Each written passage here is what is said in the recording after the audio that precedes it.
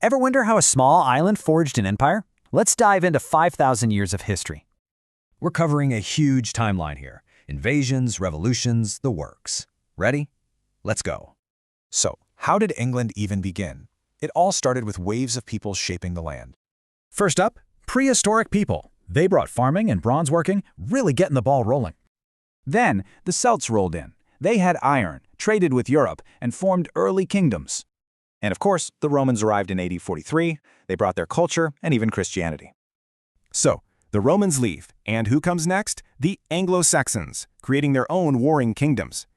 Next up, the Danes. You know, Vikings. They raided, settled, and even ruled for a bit. And that brings us to 1066, the Norman Conquest, a moment that changed England forever. Okay, part 2. The nation's unified, but now a new fight begins. King versus the people. It kicked off with King John. He wanted absolute power, but his barons were not having it. And the result? Magna Carta. A truly revolutionary idea. Even the king must obey the law. And out of this struggle, Parliament was born, a new system to control taxes and laws. Now for the next phase, the rise of an empire. England starts thinking bigger.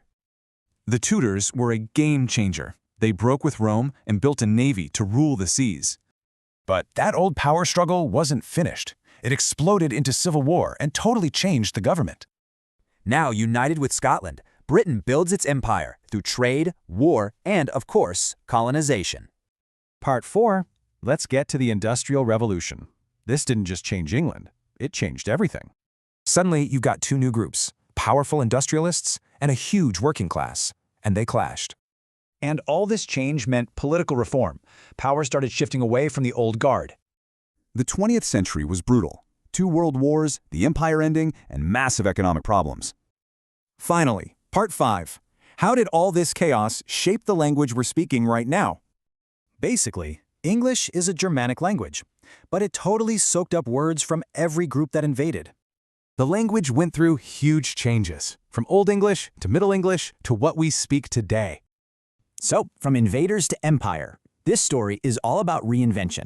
The real question is, what's next?